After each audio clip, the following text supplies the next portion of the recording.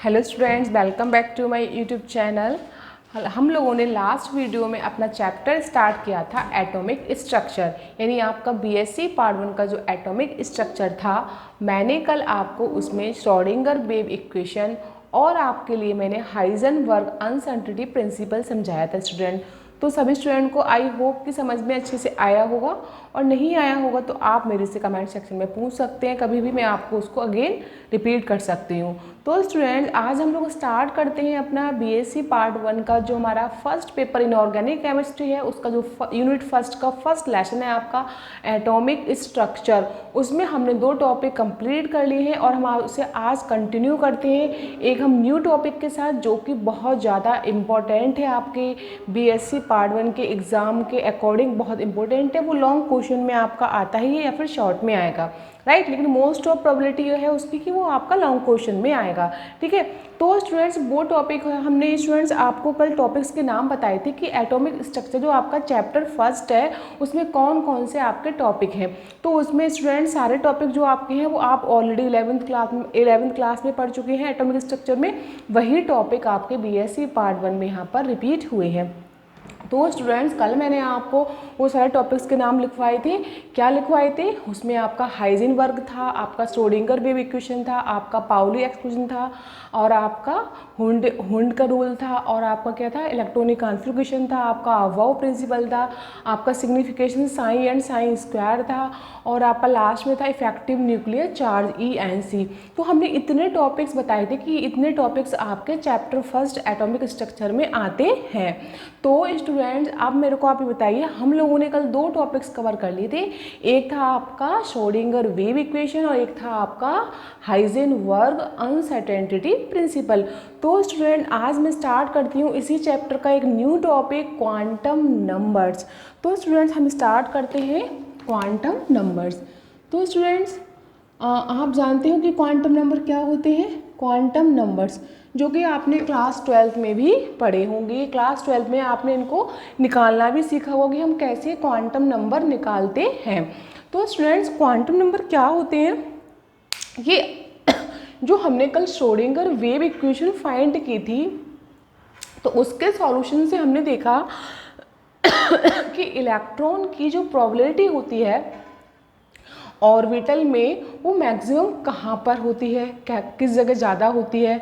तो उन सब सॉल्यूशन से हम इलेक्ट्रॉन की, जब हम किसी ऑर्बिटल के अंदर इलेक्ट्रॉन की मैक्सिमम प्रोबेबिलिटी फाइंड करते हैं कि किस ऑर्बिटल में इलेक्ट्रॉन ज़्यादा से ज़्यादा आपका प्रेजेंट होगा, तो जिन नंबर की सहायता से हम इलेक्ट्रॉन की प्रोबेबिलिटी ज्ञात करते हैं, या हम कह सकते हैं कि ऐसे नंबर जो कि ये बताते हैं कि एटम के अंदर जो आपका ऑर्बिटल होता है और इलेक्ट्रॉन जिस ऑर्बिटल में होता है, तो उस ऑर्बिटल की उसकी शेप, उसकी साइज़, उसके अंदर इलेक्ट्रॉन का ओरिएंटेशन क्या है, इलेक्ट्रॉन किस डायरेक्शन में है, इलेक्ट्रॉन क्लॉकवाइज है, इलेक्ट्रॉन एंटी क्लॉकवाइज है, जो सारी इन बातों को डिस्क्राइब करते हैं, जो डिस्कस करते हैं इन बातों को, उन्हें हम कहते हैं क्वांटम नंबर।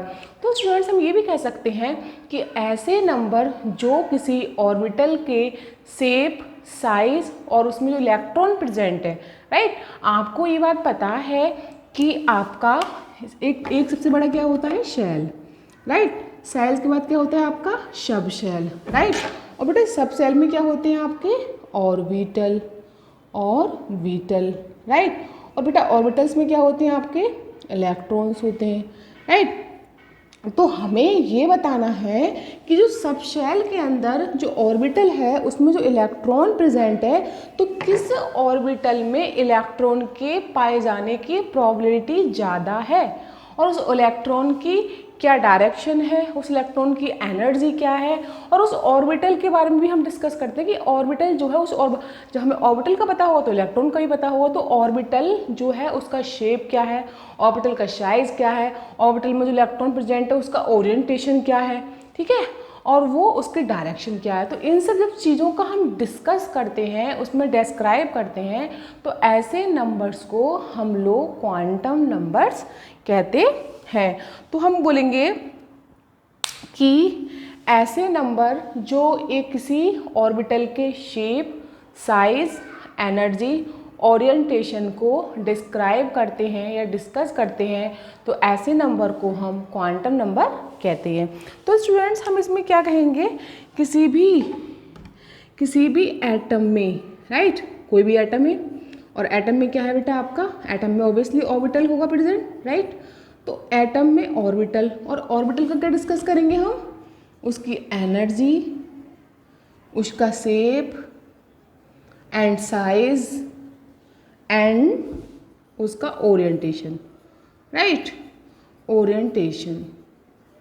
अगर हम किसी भी एटम के अंदर जो उसमें ऑर्बिटल होता है, किसी एटम के ऑर्बिटल में ऑर्बिटल की जो एनर्जी होगी, क्या शेप होगी, क्या साइज होगा, ओरिएंटेशन मतलब वो अपनी एक्सिस पे कैसे घूम रहा है, कितना घूम रहा है, उसे कहते हैं ओरिएंटेशन। तो इन सब चीज़ों की हम यहाँ पे डिस्कस करेंगे या हम इसको डिस्क्राइब करेंगे। तो ऐसे नंबर्स को हम लोग क्वांटम नंबर्स कहते हैं। तो स्टूडेंट्स ये तो हमारी डेफिनेशन क्लियर हुई कि क्वांटम नंबर्स होते क्या हैं। तो हमने पढ़ लिया क्वांटम नंबर वो नंबर होते हैं जो किसी एटम में ऑर्बिटल की shape, energy, size and orientation को एक्सप्लेन करते हैं, उनको डिस्क्राइब करते हैं। तो ऐसे नंबर को हम लोग क्वांटम नंबर्स कहते हैं। ये बेटा आपके कितने टाइप्स के होते हैं, ये आपके 4 टाइप्स के होते हैं, राइट। अब मैं आपको इनकी टाइप्स बताऊंगी, इनकी टाइप्स एक्सप्लेन करूंगी और आप यहाँ पे इजीली किसी का भी क्वांटम नंबर फाइंड कर सकते हैं। बेटा टाइप्स क्या है इनकी, ये देखते हैं हम लोग टाइप्स। ये बेटा 4 टाइप के होते हैं, इनको हम इनको शो करते हैं N, L, M and S, right. तो ये जो N, L, M, S है, ये क्या है, types of quantum number, right. ये हमें किसी इलेक्ट्रॉन की, उसके इलेक्ट्रॉन की ऑर्बिटल में पोजीशन क्या है, इलेक्ट्रॉन की एनर्जी क्या है, ऑर्बिटल का साइज क्या है, ये सारी बातें डिस्कस करते हैं। तो ये हमारे ये होते हैं N, L, M, S, right. तो बेटा पहले वाली जो आपकी टाइप है N, इसको कहते हैं हम प्रिंसिपल क्वांटम नंबर। वैसे पता है आपको, प्रिंसिपल आपका मेन होता है, मुख्य होता है, हेड होता है। तो बेटा प्रिंसिपल क्वांटम नंबर क्या बताता है, प्रिंसिपल क्वांटम नंबर ये बताता है कि ये इलेक्ट्रॉन की लोकेशन क्या है, यानी इलेक्ट्रॉन कहाँ प्रेजेंट है। हम ये भी कह सकते हैं जैसे कि हम किसी का एड्रेस जानते हैं, किसी का हमें एड्रेस जानने के लिए क्या पता होना चाहिए कि वो कौन सी सिटी में रहता है, राइट। सिटी में रहता है और सिटी में भी कौन सी आपके कॉलोनी में रहता है, कॉलोनी में उसका घर क्या है। तो वो हम सब किसी का एड्रेस जानने के लिए सारी बातें हमें पता होना चाहिए। वैसे ही इलेक्ट्रॉन की ऑर्बिटल में एड्रेस जानने के लिए हमें ये 4 नंबर पता होना चाहिए, N, L, M, S, कि इलेक्ट्रॉन का किस शेल में है। भाई ऑब्वियसली आपको पता है कि आपका एक एटम के अंदर शेल होता है, सेल में क्या होता है आपका, सब सेल होता है, राइट। सब सेल में क्या अंदर होता है बेटा, ऑर्बिटल होता है आपका, राइट। ऑर्बिटल में क्या होता है आपका, इलेक्ट्रॉन होता है, यही तो प्रोसेस होता है आपका, राइट। भाई सेल होगा, सेल में क्या होंगे, सब सेल होंगे, सब सेल में क्या होंगे, ऑर्बिटल होंगे, ऑर्बिटल में क्या रहता है आपका, इलेक्ट्रॉन रहता है। तो स्टूडेंट सब सेल क्या होती है, S, P, D, F, ये आपके होते हैं स्टूडेंट सब सेल। और इन सब सेल में आपके क्या होते हैं, ऑर्बिटल। जैसे मैं आपसे कहूँ एक S में कितने ऑर्बिटल हैं, 1 ऑर्बिटल। एक P में कितने होते हैं, कितने बॉक्स हैं इसमें, 3 ऑर्बिटल, 1 2 3। D में कितने होते हैं स्टूडेंट्स, 5, 1 2 3 4 5। F में कितने होते हैं स्टूडेंट्स आपके, 7, 1 2 3 4 5 6 4 5 6 7। इसमें कितने ऑर्बिटल्स हैं, 7 ऑर्बिटल्स। तो स्टूडेंट्स में 5, इसमें 3, इसमें 1। तो हमने क्या देखा कि पहले तो एक शेल होता है, शेल में सब शेल होते हैं, सब शेल में ऑर्बिटल्स होते हैं और ऑर्बिटल्स में क्या होते हैं आपके, इलेक्ट्रॉन प्रेजेंट होते हैं। तो हमें यही यहाँ पे हम ये नंबर यहाँ पे यही मतलब डिस्क्राइब करेंगे कि इलेक्ट्रॉन किस शेल में प्रेजेंट है, सेल के अंदर किस सब शेल में प्रेजेंट है, सब सेल के अंदर किस ऑर्बिटल में प्रेजेंट है, और ऑर्बिटल में भी उसकी डायरेक्शन कहाँ है, क्लॉकवाइज है या एंटी क्लॉकवाइज है। तो ये सारी बातें हम डिस्कस करेंगे। तो स्टूडेंट्स पहला हमारा क्या था, प्रिंसिपल क्वांटम नंबर, इसको हम ऐसे से शो करते हैं। तो स्टूडेंट्स आपका प्रिंसिपल क्वांटम नंबर क्या होता है आपका, ये आपके इलेक्ट्रॉन किस शेल में प्रेजेंट है ये बताता है, ठीक है। तो क्या बताता है स्टूडेंट्स, इलेक्ट्रॉन किस सेल में प्रेजेंट है, राइट। तो हम क्या देखेंगे यहाँ पे कि प्रिंसिपल क्वांटम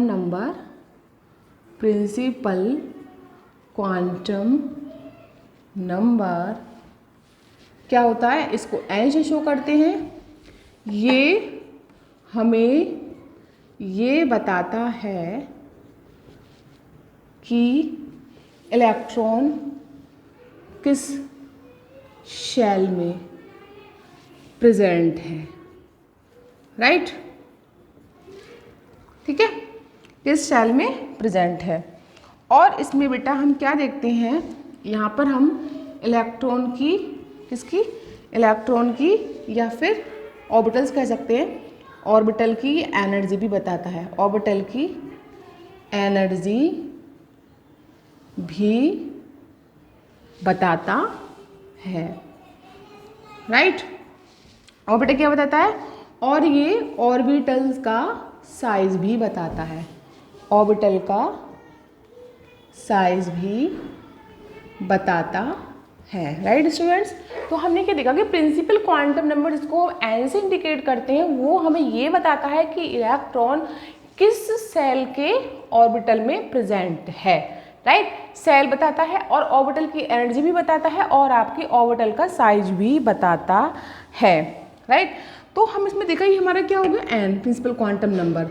जिसे मैं आपसे कहूँ यदि एन का मान क्या है आपका 1, तो कौन सा शेल होगा यहाँ पे के।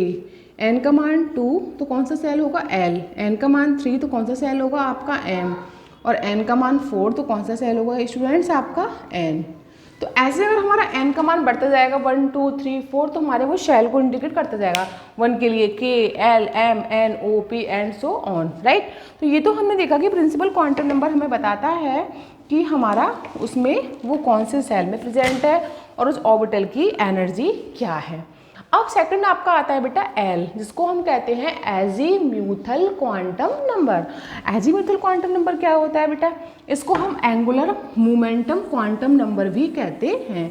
क्या कहते हैं इसको हम, angular momentum quantum number.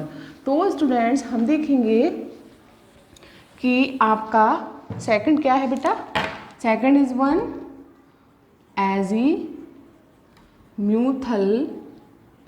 Quantum number. Azimuthal quantum number बेटा, इसको हम किससे इंडिकेट करते हैं बेटा, इसको एल से। और इसको क्या कहते हैं हम, angular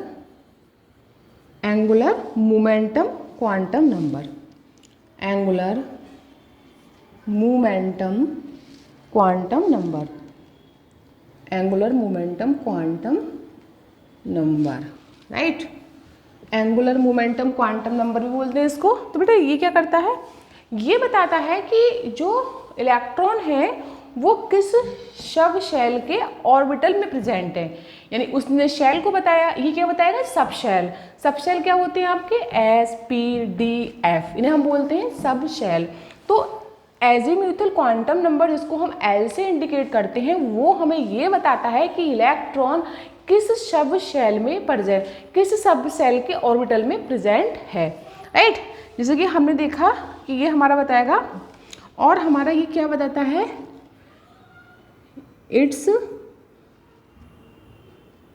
it's tell about shape of orbital. और बेटा हमें ये क्या बताता है, उस ऑर्बिटल की शेप बताता है, किस ऑर्बिटल की शेप क्या है, राइट। ऑर्बिटल की शेप बताएगा और बताएगा किस सब शेल में प्रेजेंट है। अगर आपको वही पता चल गया कि इस सब शेल में प्रेजेंट है तो आप ऑब्वियसली उसकी क्या बताएंगे, शेप बता सकते हैं ऑर्बिटल की। फॉर एग्जाम्पल बेटा मैंने लिया एल का मान, यदि एल का वैल्यू आपका 0 होगा बेटा तो उसके लिए क्या नाम होगा, उसके लिए कौन सा आएगा बेटा, एल का यहाँ पर नेम डाल देते हैं। एल का मान 0 तो कौन सा आपका आएगा बेटा, सब शेल एस। एल का मान 1 तो कौन सा आएगा आपके लिए पी। एल का मान 2 तो कौन सा आएगा आपका डी। एल का मान 3 तो कौन सा आएगा आपका एफ, राइट। तो हमने क्या देखा कि अगर हमें एल का वैल्यू पता है, हमें बताया कि एल का वैल्यू 0 है तो उसके लिए एस सब शेल आएगा, अगर 1 है तो उसके लिए पी सब शेल आएगा, अगर 2 है तो उसके लिए डी सब शेल आएगा, और यदि 3 है तो उसके लिए F सब शेल आएगा, राइट। ये तो बेटा हमने इससे ये देख लिया कि हमारा ये इसे हम कैसे, और उनकी शेप, अब उनकी शेप भी फाइंड कर सकते हैं। कैसे बेटा, इसकी शेप कैसी होती है, स्फेरिकल, आपने पढ़ रखा है कि जो आपका एस होता है उसकी कैसी होती है, अंडाकार या गोलाकार, स्फेरिकल। पी की कैसी होती है बेटा, डम्बोवेल। कौन सी होती है, डम्बोवेल, यानी कि डम्बल जो हम उठाते हैं ना वो उसकी तरह। डी क्या होती है आपकी, ये होती है आपकी डबल डम्बल, डम्बल्स में डबल होता है, डबल डम्बोवेल। बेटा इसकी क्या होती है, इसकी बहुत कॉम्प्लिकेटेड होती है तो हम इसको नॉर्मली नहीं फाइंड करते हैं। कॉम्प्लिकेटेड का मतलब इसमें स्फेरिकल का कैसे हो गया, गोलाकार, इसका कैसा हो गया, डम्बलाकार। इसका एक डंबल ऐसे बनाओ और एक डंबल इसका ऐसे बना दो, 2 डंबल हो गए। और इस वाले का बेटा थोड़ा, इसमें कितने होते हैं, इसमें इसी के 4 4 8 डंबल फोल्ड होते हैं, तो इसकी शेप थोड़ी कॉम्प्लिकेटेड होती है एफ के, ठीक है। तो उसको हम नहीं लिखते। इसमें कितने होते हैं, इसमें अगर 4 है तो इसमें 8 होते हैं। 8 आपके डंबल, आपके 4 डंबल जो होते हैं वो आपस में फोल्ड होते हैं तो 8 बना लेते हैं, राइट। तो बेटा हमने क्या देखा कि हमने एज़ोमिथल क्वांटम नंबर जो होता है वो हमारा सब शेल के बारे में बताता है कि इलेक्ट्रॉन किस सब शेल के ऑर्बिटल में प्रेजेंट है, और उस सब शेल की शेप भी बताया। ऑर्बिटल जो आपके सब शेल है इसमें जो ऑर्बिटल है उनकी शेप क्या होगी, यदि एस है तो स्फेरिकल, पी है तो डम्बवेल, डी है डबल डम्बवेल, एफ है तो कॉम्प्लिकेटेड, राइट। ये तो बेटा हमारा ये हो गया सब शेल के बारे में बताता है ना। अब मैं आपसे कहूँ, यदि मैं आपसे पूछूँ कि यदि आपके पास एन का मान प्रेजेंट है तो एल का मान कैसे निकालेंगे। एन मतलब आपका कि n क्या है, आपका प्रिंसिपल क्वांटम नंबर। तो अगर आपको n पता है, प्रिंसिपल क्वांटम नंबर पता है, तो आप उसके लिए l कैसे फाइंड करेंगे, राइट। तो अभी देखते हैं हम लोग यहाँ पे स्टूडेंट्स। सबसे पहले हम देखते हैं, यदि आपका n का मान बेटा 1 है, राइट, तो l का मान क्या होगा बेटा, l का मान इसके लिए होगा 0। यदि n का मान 2 है तो l के मान भी कितने होंगे, 2 होंगे। कहाँ से स्टार्ट होंगे, 0 से, 0,1। यदि n का मान 3 है तो l का मान क्या होगा, 0,1,2, 3 मान हो गए। यदि n का मान 4 है तो l का मान क्या होगा, 0,1,2,3। यानी जितने n के मान होते हैं, जितना आपका प्रिंसिपल क्वांटम नंबर होता है उतने ही l के मान होते हैं।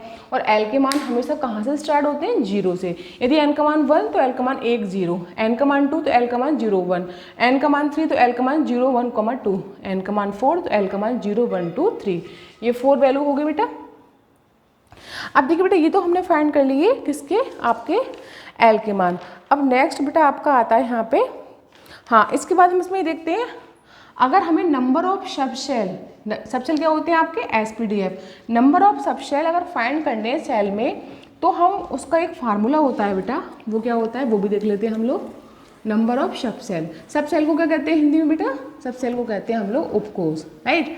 तो हमने क्या देखा कि हमको नंबर ऑफ सबसेल, हम देखेंगे number of subshell, number of subshell in a shell. मैं आपसे बोलूँ बेटा किसी सेल में हमें नंबर ऑफ सबसेल निकालने हैं तो वो किसके बराबर होंगे, वो नंबर ऑफ सेल के ही बराबर होंगे बेटा। जितने उसमें नंबर ऑफ सेल होंगे उतने ही उसमें नंबर ऑफ क्या होंगे, सब सेल होंगे, राइट। और ये भी कह सकते हैं वो उसके क्या होंगे, ऑर्बिटल नंबर। ये एक फार्मूला बेटा ये आ गया। जितने उसमें बेटा जितने सेल होंगे उसमें उतने ही क्या होंगे, सब सेल होंगे, राइट। जैसे फॉर एग्जाम्पल मैं आपसे बोलूँ, हम इसका एग्जाम्पल लेते हैं। अब देखो स्टूडेंट्स, ये तो हमारा होगा ये वाला। अब नेक्स्ट हमारा आया कि अब हम इसको जो एंगुलर मोमेंटम भी कहते हैं, एंगुलर मोमेंटम, तो वो भी देख लेते हैं। वो कभी कभी एग्जाम में आ जाता है, आपका नीट जेईई वगैरह में आ जाता है, कैसे फाइंड करते हैं उसको। तो हम उसका ऑर्बिटल का कैसे निकालते हैं, एंगुलर मोमेंटम। इसको हम क्या कहते हैं, एंगुलर मोमेंटम भी कहते हैं क्वांटम नंबर को। तो उसका एक फार्मूला होता है, लिख लेते हैं। उसमें कभी कभी न्यूमेरिकल आ जाते हैं हम लोगों के, ठीक है। ऑर्बिटल एंगुलर मोमेंटम कैसे निकालते हैं इसको, किसी इलेक्ट्रॉन के लिए is equal to h/2π √L+1। ये होता है बेटा एंगुलर मोमेंटम आपका, राइट। ये क्या है, एंगुलर मोमेंटम, ठीक है। अब ये हमसे कभी न्यूमेरिकल पूछ देता है, आपको एक कोई n का वैल्यू दे रखा होगा, राइट, या आपको कोई सबशेल दे रखा होगा SP, S या P के लिए बताइए। तो S का वैल्यू यहाँ पे कितना होगा, L का मान 0 लगाएंगे, इसका हम मोमेंटम निकाल सकते हैं। यदि P दे रखा है तो P का वैल्यू कितना होता है हमारा L के लिए, आपका 1 होता है, तो वो फाइंड करेंगे तो आप इजीली यहाँ पे क्या निकाल सकते हैं, एंगुलर मोमेंटम। अब स्टूडेंट्स मैंने आपको ये वैल्यू नहीं लिखा है शायद, है ना, मैं आपको वैल्यू लिखाती हूँ कि आपकी जो वैल्यू होती है वो कैसे कैसे हम निकालते हैं, वो हम देखते हैं कि आपकी वैल्यू जो होगी वो कैसे कैसे फाइंड करेंगे हम। इसके लिए एल की वैल्यू क्या होगी, एल की वैल्यू क्या होगी, एस के लिए, पी के लिए, वो हम फाइंड करते हैं अभी, वो भी देख लेते हैं ताकि हमें क्वेश्चन आए तो इजीली हम एग्जाम में कर लें। देखो स्टूडेंट्स, एल जो होता है, एल की वैल्यू जो होती है, यहाँ पे एल है, ठीक है, और यहाँ पे आपके एस है। एस के लिए क्या होगी एल की वैल्यू बेटा, एस के लिए एल की वैल्यू 0, पी के लिए क्या होगी बेटा 1, डी के लिए क्या होगी बेटा 2 और एफ के लिए क्या होगी बेटा 3। यानी हमें ये अपने माइंड में याद रखना है कि एल की वैल्यू अगर एस सब शेल है तो 0 होगी, पी सब शेल है तो 1 होगी, डी सब शेल है तो 2 होगी और एफ सब शेल है तो आपकी 3 होगी, राइट। अब बेटा नेक्स्ट हमारा आता है third is one magnetic quantum number. कौन सा है आपका, magnetic quantum number, magnetic quantum number, magnetic quantum number. ये क्या होता है बेटा magnetic quantum number, magnetic quantum number आपकी बताता है कि उस इलेक्ट्रॉन की ऑर्बिटल के अंदर ओरिएंटेशन क्या है, इलेक्ट्रॉन एक्सिस पे घूम रहा है, ओरिएंटेड हो रहा है, नहीं हो रहा है, यानी उसका ओरिएंटेशन कितना हो रहा है ऑर्बिटल के अंदर इलेक्ट्रॉन का, वो कौन बताता है आपका, मैग्नेटिक क्वांटम नंबर। या हम ये भी कह सकते हैं कि मैग्नेटिक क्वांटम नंबर ये बताता है कि इलेक्ट्रॉन उस सब शेल के किस ऑर्बिटल में प्रेजेंट है। जैसे कि फर्स्ट ऑफ ऑल हमने देखा कि हमने पहले प्रिंसिपल क्वांटम नंबर ने क्या बताया कि इलेक्ट्रॉन किस सब शेल में प्रेजेंट है, एजीमुथल ने क्या बताया कि इलेक्ट्रॉन किस सब शेल में है, और प्रिंसिपल में कि इलेक्ट्रॉन किस शेल में प्रेजेंट है, और मैग्नेटिक क्या बताया कि इलेक्ट्रॉन उस सब शेल के किस ऑर्बिटल में प्रेजेंट है, राइट। तो किस ऑर्बिटल में प्रेजेंट है हमें ये बताता है magnetic quantum number. Suppose date अभी हमने पढ़ा था कि एन आपका क्या है, एन किसे बताता है आपका, शेल के बारे में, किस शेल में, और एल क्या बताता है स्टूडेंट आपका, सब शेल के बारे में, राइट। और आपका बेटा एम क्या बताएगा, एम बताता है बेटा ऑर्बिटल के बारे में कि जो इलेक्ट्रॉन है वो किस ऑर्बिटल में प्रेजेंट है। तो ये क्या बता, शेल क्या, एन क्या बताएगा, साइज ऑफ ऑर्बिटल। बेटा ये क्या बताएगा, सब शेल, ये बताता है आपका शेप ऑफ ऑर्बिटल, राइट। और बेटा ये क्या बताता है आपका एम, एम बताता है ओरिएंटेशन, ऑर्बिटल की ओरिएंटेशन क्या है, कैसे घूम रहा है आपका orbital, orientation of orbital, right. तो एम क्या बताता है बेटा, ऑर्बिटल, यानी ओरिएंटेशन ऑफ ऑर्बिटल की होता है कि वो ऑर्बिटल जो उसकी ओरिएंटेशन क्या है, वो कैसे घूम रहा है, ये कौन बताता है आपका मैग्नेटिक क्वांटम नंबर एम, ठीक है। अब बेटा मैं आपसे बोलूँ कि आपको नंबर ऑफ ऑर्बिटल फाइंड करने हो, यदि आपको एन या एल का वैल्यू दे रखा है और आपसे पूछे उसका मैग्नेटिक क्वांटम नंबर फाइंड करो, तो कैसे फाइंड करते हैं हम देखते हैं अभी ऊपर। सबसे पहले देखते हैं यहाँ पे, देखो जैसे बेटा मैं बोलूँ कि एल का वैल्यू होगा 0, 1, 2, 3 ले लिया, राइट। तो एन 0 के लिए क्या होता है बेटा इसका मान एस, 1 के लिए क्या होता है पी, 2 के लिए डी, और देखो हम इसको रिवर्स लिख लिया, एस के लिए 0 होता है, पी के लिए 1 होता है, डी के लिए 2 होता है, एफ के लिए 3 वैल्यू होती है किसकी, एल की वैल्यू, राइट। मैं आपसे कहूँ बेटा इसके लिए एम की वैल्यू क्या होगी, तो एम की वैल्यू स्टूडेंट देखते हैं कैसे निकालते हैं। देखो एम की वैल्यू आपकी 0 के लिए, एस के लिए 0 होती है, एम की वैल्यू पी, पी के लिए देखो पी में कितने बॉक्स होते हैं, पी में 3 बॉक्स होते हैं, हम पी का ऐसे बनाते हैं ना, पी में कितने होते हैं ऑर्बिटल, 3 ऑर्बिटल, तो इसमें क्या होगी -1, 0, +1, राइट। हमेशा एम की वैल्यू -1, माइनस से स्टार्ट करते हैं और इधर जाते हैं प्लस की तरफ। डी के लिए क्या होगी बेटा, ये पी के लिए होगी, डी के लिए क्या होगी, इसमें 5, आपको पता है कि डी में कितने बॉक्स होते हैं, 5 ऑर्बिटल, 1, 2, 3, तो इसमें -2, -1, 0, +1, +2, राइट। एफ के लिए कितना होता है बेटा 7, इसमें कितने ऑर्बिटल होते हैं आपके 7, 1, 2, 3, 4, 5, 6, 7, तो कितनी -3, -2, -1, 0, +1, +2 एंड +3, कितने हो गए बेटा इसके 7 पार्ट्स हो गए, यानी कि आपके 7 बॉक्स हो गए। तो इसमें कितने ऑर्बिटल हैं आपके एफ में 7 ऑर्बिटल्स, और उनके लिए क्या, हर ऑर्बिटल्स के लिए अलग अलग वैल्यू क्या है, इसके लिए -3, इसके लिए -2, इसके लिए -1। अब हम ये मैग्नेटिक क्वांटम नंबर हमको ये बताता है कि जो इलेक्ट्रॉन है वो इनमें से किस ऑर्बिटल में प्रेजेंट है। अगर इसमें प्रेजेंट है तो m का वैल्यू कितना होगा -1, यदि इसमें प्रेजेंट है तो m का वैल्यू कितना होगा 0, यदि इसमें प्रेजेंट है तो m का वैल्यू कितना होगा +1। बस हमें ये वैल्यू याद करनी पड़ेगी कि m की वैल्यू s के लिए क्या होती है 0, p के लिए कितनी होती है 3 वैल्यू -1 0 +1, और d के लिए कितनी होती है 5, क्योंकि d में आपके कितने बॉक्स होते हैं 5 ऑर्बिटल्स होते हैं, तो वैल्यू कितनी होंगी 5 -2 -1 0 +1 +2। और f के में कितने ऑर्बिटल होते हैं 7 ऑर्बिटल, तो f के लिए कितनी वैल्यू होंगी आपकी 7, कहाँ से स्टार्ट होंगी -3 से, -3 -2 -1 0 +1 +2 एंड +3। तो बेटा ये तो हमारे हो गए मैग्नेटिक क्वांटम नंबर। अब बेटा बात आती है कि इसमें टोटल अगर आपसे पूछे आपको ये दे रखा है तो बेटा टोटल इसमें ऑर्बिटल्स कितने हो गए, आप मुझे ये बताओ। देखो इसमें कितने हो गए आपका s के लिए कितना हो गया 1 ऑर्बिटल, 1 and 3 4 और 5 कितना होगा बेटा 9 ऑर्बिटल, राइट। तो ये हमें मैग्नेटिक क्वांटम नंबर ये भी बताता है कि अब मैग्नेटिक क्वांटम नंबर से आप ये भी फाइंड कर सकते हो कि टोटल नंबर ऑफ ऑर्बिटल्स कितने हैं, कितने ऑर्बिटल्स हम फाइंड कर सकते हैं। तो हमारा ये क्या है, इसमें 1 ऑर्बिटल, इसमें 3 ऑर्बिटल, इसमें 5 ऑर्बिटल, और बेटा इस वाले में 7 ऑर्बिटल। ये ऑर्बिटल्स के बारे में भी हमें बताता है। तो हम इसके लिए एक हम ऐसे भी निकाल सकते हैं पूरा ऐसे ड्रॉ करके, और हम इसका एक फार्मूला भी लगा सकते हैं। अगर टोटल हमें नंबर ऑफ हमें ऑर्बिटल्स पता करने हो तो उसका फार्मूला भी हम यहाँ पे लगा सकते हैं। एक फार्मूला बनता है बेटा, क्या लिखते हैं, number of orbitals in A given subshell, किसी सबशेल जैसे कि आपके पास एस पी डी एफ है, तो किसी भी सबशेल में हम नंबर ऑफ ऑर्बिटल्स कैसे फाइंड करेंगे। तो या तो हम ऐसे करके देख सकते हैं पूरा, अगर हम करके नहीं देखना चाहें तो उसके लिए एक फार्मूला है बेटा, वो आपका है 2l + 1। इसमें क्या करेंगे, आप l का वैल्यू पुट करेंगे और आप इस जैसे मैं आपसे बोलूँ कि d के लिए निकालो, तो d में बेटा कितने हैं, d का लिए l का मान कितना होता है 2 होता है, तो यहाँ पे 2 लगा दो, 2 × 2 + 1 कितना हो गया 2 × 4 1 1 5, यानी कि टोटल नंबर ऑफ ऑर्बिटल्स मतलब इसमें कितने आए आपके डी सबशेल के लिए बेटा, डी सबशेल के लिए आपके 5 आ गए, तो 5 होते ही, देखो यहाँ पे 5 है 1 2 3 4 5, तो हमने ऐसे total number of orbitals find कर लिए। पी को लगा लीजिए, पी का वैल्यू कितना होता है एल के लिए 1, तो यहाँ पे पुट करो बेटा 1, कितना होगा 2 × 1 + 1 2 × 2 कितना आ गया आपका 3, तो ये भी सही आ गया आपका कि किसी भी पी सबशेल के लिए तो टोटल नंबर ऑफ ऑर्बिटल्स होते हैं कितने होते हैं 3, देखो 3 यहाँ पर 1 2 एंड 3, राइट। तो हम ये भी फाइंड कर सकते हैं इजिली यहाँ पर।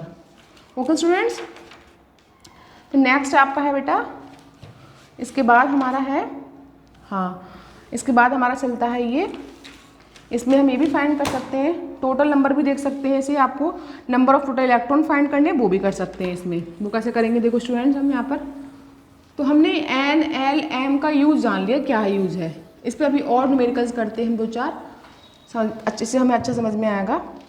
मैं आपसे बोलूँ यहाँ मैंने एल लिया, यहाँ मैंने एल लिया, यहाँ मैंने एम लिया, राइट। मैं आपसे बोलूँ बेटा यदि एल का वैल्यू 1 है तो इसके लिए एल का वैल्यू क्या होगा, ऑब्वियसली एल का वैल्यू 0 से स्टार्ट होता है, और एम का वैल्यू क्या होगा बेटा इसके लिए भी 0।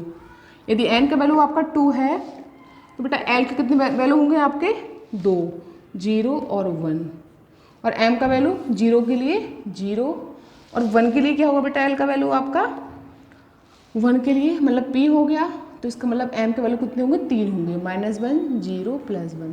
अगर ये 1 है l का वैल्यू तो इसके लिए -1 से स्टार्ट करो, 0 है तो 0 से स्टार्ट करो। यदि n का वैल्यू आपका 3 है तो इसमें l के वैल्यू कितने होंगे 3 होंगे, 0 1 और 2 हो गए 3 वैल्यू 0 1 2, ये 3 वैल्यू इसके हो गए, ये 2 वैल्यू इसके हो गए, 1 वैल्यू इसका हो गया l का, राइट। तो m का वैल्यू फाइंड करो, m का वैल्यू इसके लिए 0 के लिए 0 0 को 0, इसके लिए क्या होगा -1 से स्टार्ट, इसके लिए क्या होगा आपका वैल्यू 0, इसके लिए -1 0 + 1, इसके लिए -2 -1 0 + 1 + 2। मतलब हमने ऐसे अगर हमें n का और l का वैल्यू पता है तो हम इजीली m का वैल्यू भी फाइंड कर सकते हैं। ये किसके लिए होता है s के लिए, ये s के लिए, ये p के लिए, ये s के लिए, ये p के लिए, ये d के लिए। तो l का वैल्यू 0 किसके लिए होता है s, 0 s, 1 किसके लिए होता है l का वैल्यू p, 0 s, 1 किसके लिए होता है p, और 2 के लिए क्या होता है d, राइट। तो बेटा हमने ये फाइंड कर लिया। तो देखो हमने देखा यहाँ पे, अब यहाँ पर कितने, इसका क्या होगा, इसका होगा s ऑर्बिटल, 0 किसके लिए होता है बेटा s के लिए, इसमें भी 1 ऑर्बिटल, इसमें क्या होगा बेटा p के लिए 3 बॉक्स बना दो, इसमें फिर 0 हो गया, इसमें फिर 3 बॉक्स बना दो आप, और इसमें कितने बनाएंगे हम 5 बॉक्स। तो हम इसको ऐसे भी निकाल सकते हैं, राइट। ये हमारे हो गए। तो हमें अगर n का और l का वैल्यू पता है तो हम m भी ऐसे फाइंड कर सकते हैं, टोटल नंबर ऑर्बिटल्स भी फाइंड कर सकते हैं इसमें, राइट। अब नेक्स्ट बेटा हमारा है, एक क्वेश्चन कर लेते हैं बेटा, इस पे हम देखते हैं कि हमारा सही है गलत है, ठीक है। एक क्वेश्चन करते हैं इस पे हम लोग अच्छा सा। यदि आपको n का वैल्यू दे रखा है, आपसे lm पूछा तो कैसे फाइंड करोगे, राइट। तो देखते हैं हम लोग यहाँ पे। सबसे पहले यहाँ पे देखो, आपसे कह रहा है how many subshell and orbitals are present in n बराबर 3 शेल। अब स्टूडेंट्स आपको एग्जाम में n बराबर 3 शेल दे रखे हैं, यानी आपको प्रिंसिपल क्वांटम नंबर दे रखा है जो कि वो बताता है शेल के बारे में। तो n का वैल्यू 3 दे रखा है और आपसे पूछ रहा है कि आप उसमें कितने सबशेल और कितने ऑर्बिटल प्रेजेंट हैं। तो बहुत इजी है। तो देखो सबशेल पूछ रहा है, यानी हमें हम इससे l फाइंड करेंगे, और ऑर्बिटल्स पूछ रहा है तो हम इससे m भी फाइंड करेंगे। सबशेल के बारे में कौन बताता है आपका, सबशेल बताता है आपका l, और आपका ऑर्बिटल कौन बताता है आपका m, यानी मैग्नेटिक क्वांटम हमने अभी पढ़ा था। तो कैसे करेंगे स्टूडेंट, इसको हम यहाँ पे लिख लेते हैं, ये n हो गया, ये l हो गया, m। देखो सबशेल की बारी आई तो इसका मतलब l का वैल्यू पता होना चाहिए, और हमारी बारी किसकी है बेटा, हमारी बारी किसकी, ऑर्बिटल्स की आई तो हमें m पता होना चाहिए, राइट। तो हमने देखा यहाँ पे n कितना बेटा हमारा 3। अब n का वैल्यू 3 है तो l के वैल्यू भी 3 होंगे। कहाँ से स्टार्ट होंगे, 0 1 2, राइट। इसके लिए हम क्या लिखते हैं s, इसके लिए p, इसके लिए d, राइट। अब बेटा अब इसके लिए m का वैल्यू कैसे फाइंड करेंगे, m 0 है s के लिए तो उसके लिए भी 0 होगा m, p के लिए 1 होता है तो p के लिए m के वैल्यू 3 होते हैं, -1 0 +1, और इसके लिए क्या होते हैं बेटा, इसके लिए आपको वैल्यू कितने होते हैं, 5 होते हैं, -2 -1 0 +1 एंड +2, 5 वैल्यू हो गए। तो बेटा इसका कैसे बनेगा ऑर्बिटल, आपका ऐसे बनेगा, s के लिए 1, p के लिए कितने बनते हैं बॉक्स आपके 3, और d के लिए कितने बनते हैं बेटा आपके 5, 1 2 3 4 5, राइट। तो हमने क्या देखा बेटा, अब इसमें बेटा आप देखो कितने हो गए आपके number of subshell. Number of subshell बेटा इसमें कितने हैं आपके, n के 3 के लिए 3 है। तो हमने आपको एक फार्मूला लिखाया था कि जितने नंबर ऑफ सेल होते हैं उतने ही इक्वल होता है नंबर ऑफ सबशेल। यदि सेल का वैल्यू आपका 3 है तो उसमें बेटा उतने ही क्या होंगे, सबशेल होंगे। तो उन्होंने हमसे पूछा हाउ मैनी सबशेल, तो बेटा सबशेल कितने आ गए इसमें 3, 1 2 3, ये क्या आपके सबशेल। तो यहाँ लिखेंगे हम लोग सब शेल इक्वल 3, राइट। नेक्स्ट है आपका बेटा, अब इसमें देखना क्या है बेटा, अब बेटा इसमें ऑर्बिटल्स कितने होंगे, ऑर्बिटल्स देखो गिनो, नंबर ऑफ ऑर्बिटल्स वो भी गिन सकते हैं हम इजीली। ऑर्बिटल्स यहाँ पे कैसे गिनेंगे हम, यहाँ पे देखो ऑर्बिटल्स गिनेंगे, यहाँ पे हम नंबर ऑफ ऑर्बिटल्स कितने हैं बेटा हमारे, तो देखो यहाँ पे गिन लो 1 2 3 4 5 6 7 8 9, इसमें 9 है बेटा। तो हम क्या देखेंगे यहाँ पर 9 आ गया हमारा, राइट। नंबर ऑफ ऑर्बिटल्स कितने हुए हमारे इसमें 9। तो हमें अगर n का वैल्यू पता है, यदि हमें प्रिंसिपल क्वांटम नंबर पता है स्टूडेंट्स, राइट, तो हम क्या करेंगे, तो हम इजीली इसका क्या कहते हैं, मतलब हम फाइंड कर सकते हैं क्या, इसका l का वैल्यू और m का वैल्यू, राइट। तो हमने देखा कि how many subshell and orbitals are present in n = 3 shell. तो बेटा n का वैल्यू अगर 3 होगा तो l भी कितनी वैल्यू होंगी आपकी, 3 होंगी, 0 1 2, ठीक है। 0 के लिए s, 1 के लिए p, 2 के लिए d हो गया, राइट। अब देखा बेटा हमने कि यदि l का मान 0 हो तो m का इसके लिए 0 होगा, p के लिए m की 3 वैल्यू होंगी, d के लिए 5 वैल्यू होंगी। तो 0 के लिए 1 बॉक्स आ गया, 3 इसके लिए ये बॉक्स 3 आ गया, और d के लिए 5 बॉक्स। तो टोटल नंबर ऑफ ऑर्बिटल्स कितने हो गए आपके 5 8 9, और सबशेल कितने हो गए आपके 1 2 3। तो ऐसे हम इजीली फाइंड कर सकते हैं। अब हमें अगर हमें ये सब करके नहीं देखना हो तो बेटा इसका फार्मूला होता है, वो क्या होता है, वो ये होता है ना, इसे नोट कर लेते हैं, number of orbitals, number of orbitals, right.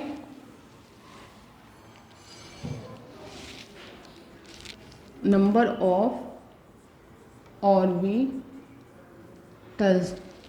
Number of orbitals in a shell क्या होता है बेटा, is equal to N square.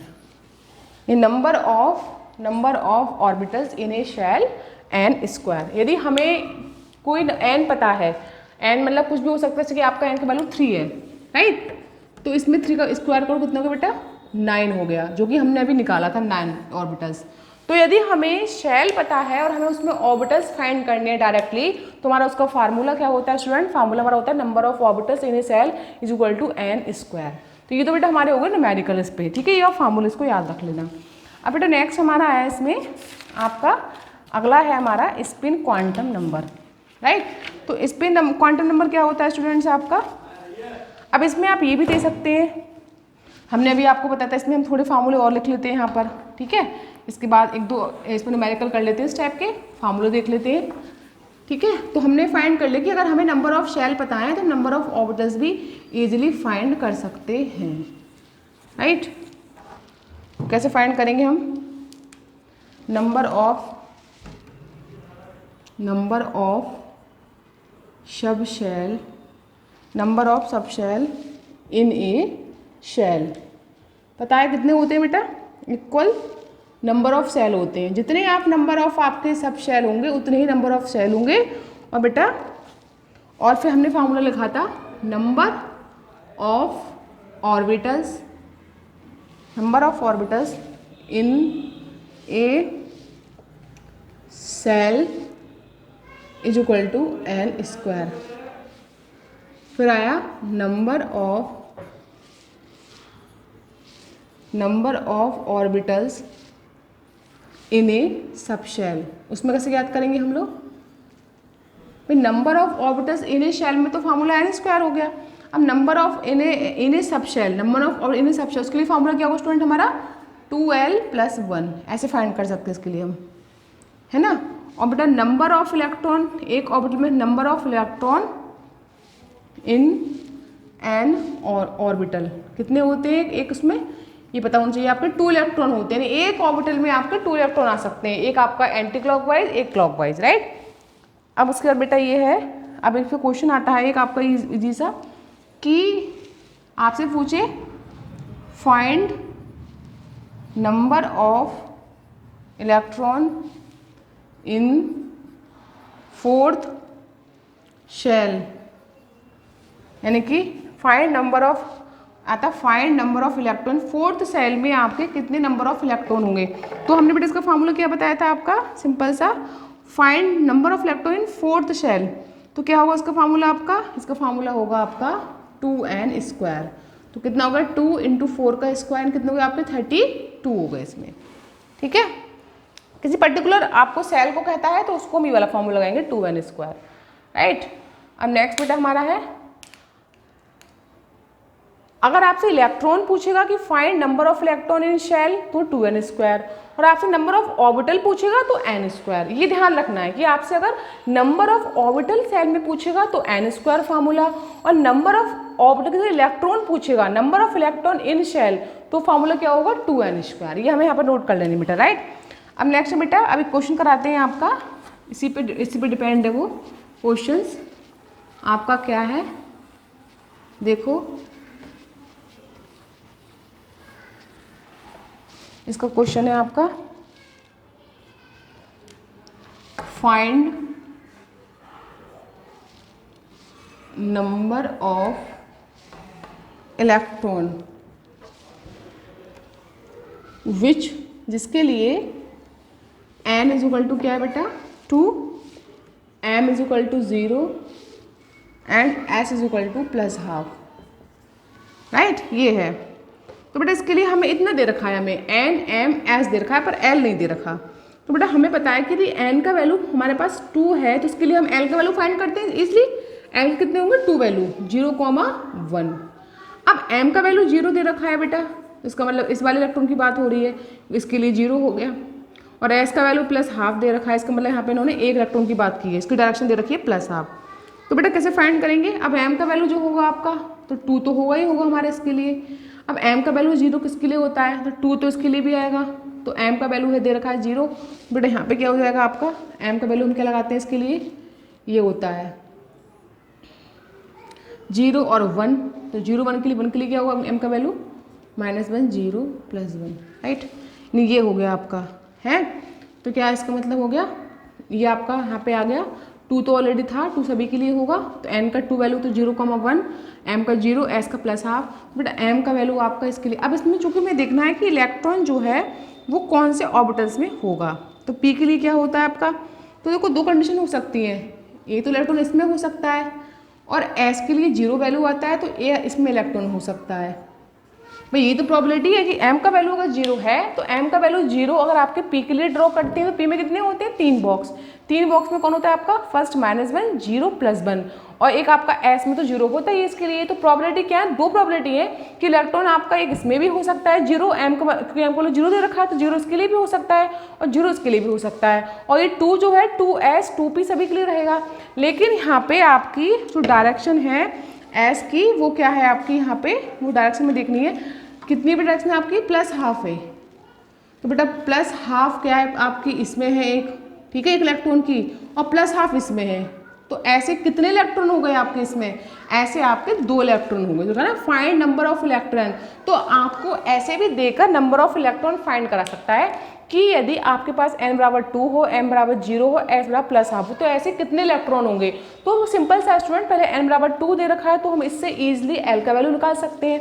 l का वैल्यू क्या है हमारा 0,1, right.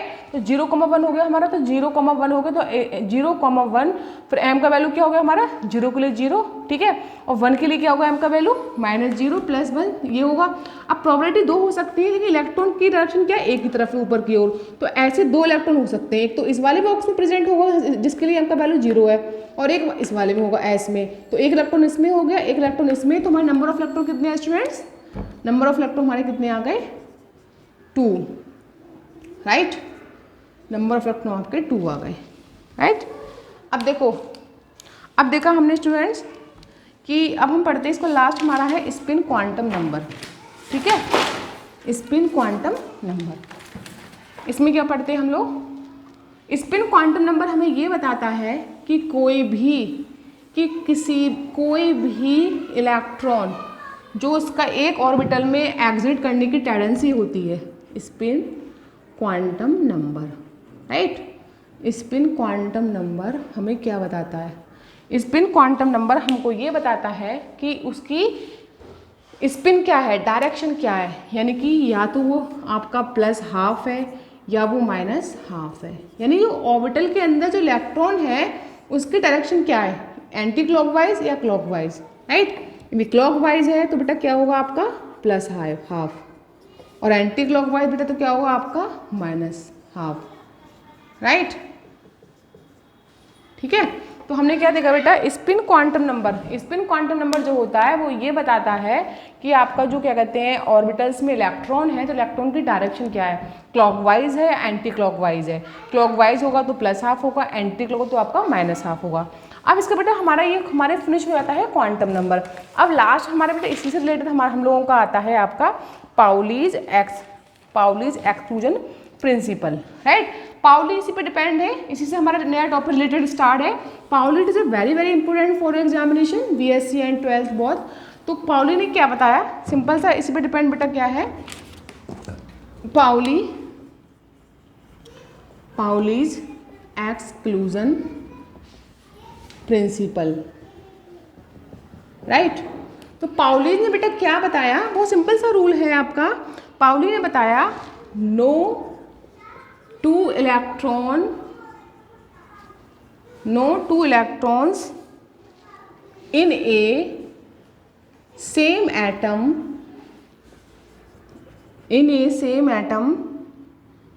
can have same set of 4 quantum number.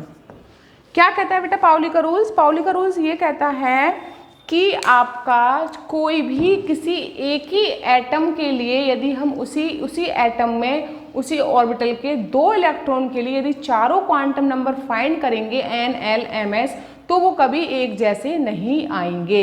यही पाउली का एक्सक्लूजन प्रिंसिपल है कि कोई भी बोला ना आपसे कि no two electron in a same atom can have same set of 4 quantum number, कि किसी भी एक ही एटम कुछ हो सकता है, एक ही एटम में उसके एक ही ऑर्बिटल में अगर 2 इलेक्ट्रॉन हैं तो उनके लिए चारों क्वांटम नंबर कभी एक जैसे नहीं आएंगे। इसे हम कहते हैं पाउलीज का एक्सक्लूजन प्रिंसिपल।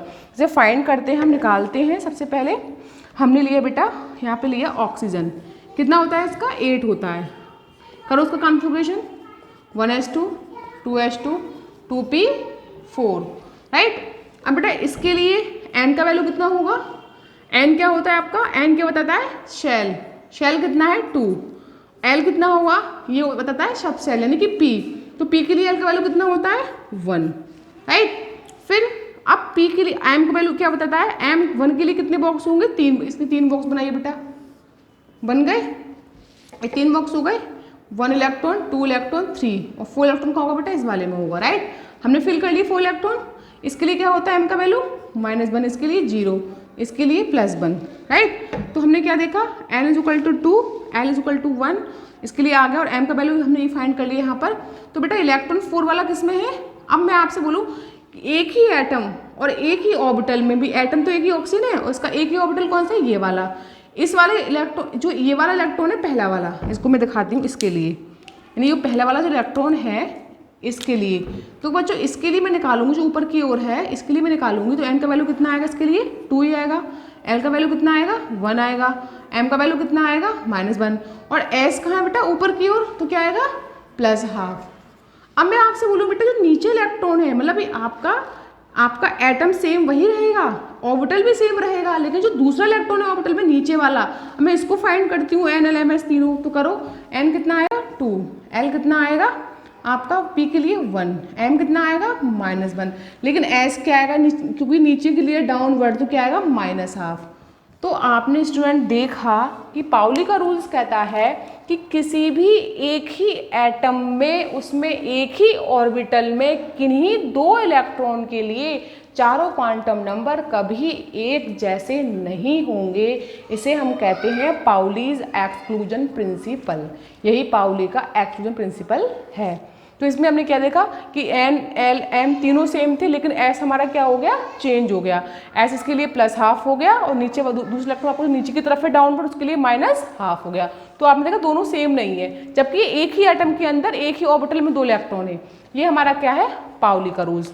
तो स्टूडेंट्स आज हमने 2 टॉपिक्स पढ़े आपके, पाउलीज एक्सक्लूजन प्रिंसिपल एंड आपका क्वांटम नंबर, जो कि दोनों आपस में बहुत रिलेटेड हैं एक दूसरे से, और ये दोनों एग्जाम के पॉइंट ऑफ व्यू से बहुत ज़्यादा इंपॉर्टेंट है आपके बीएससी पार्ट 1 के लिए। खासकर ये पाउली का आपका रूल्स है वो 2 नंबर में राइट शॉर्ट नोट पे आता है आप, और ये जो क्वांटम नंबर है बेटा वो 6 नंबर में लॉन्ग क्वेश्चन में आता है। तो दोनों को बहुत अच्छे से आप रिवाइज कर लेना, ठीक है, अच्छे से पढ़ लेना। ये दोनों ही बहुत इंपॉर्टेंट टॉपिक है, यदि आपने ये कर ली तो आपके इसमें नंबर आपके एग्जाम बिल्कुल फिक्स होगा इसमें, राइट। तो स्टूडेंट आज के लिए इतना ही काफ़ी है। आज हमने एटॉमिक स्ट्रक्चर में 2 टॉपिक हमने कवर किए, बाकी ये हमारा नेक्स्ट वीडियो में इस चैप्टर के हम न्यू 3 टॉपिक कवर करेंगे और उसके बाद हमारा चैप्टर ये फिनिश होगा, ठीक है students.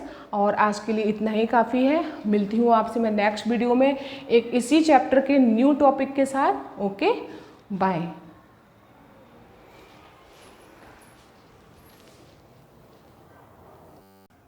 Hello students, thanks for watching this video और होप सो कि आज आपको मेरी इस वीडियो में आपको सारे टॉपिक समझ में आए होंगे। यदि आपको इस वीडियो में कोई भी टॉपिक्स, कोई भी आपको क्वेश्चंस, क्वेरीज, कुछ भी अगर डाउट्स हैं तो आप मेरे से कमेंट सेक्शन में पूछ सकते हैं, मैं उसको आपको अच्छे से समझाऊंगी। और प्लीज़ मेरे चैनल को आप इसको सब्सक्राइब करें और मेरी वीडियो को ज़्यादा लाइक एंड शेयर करें।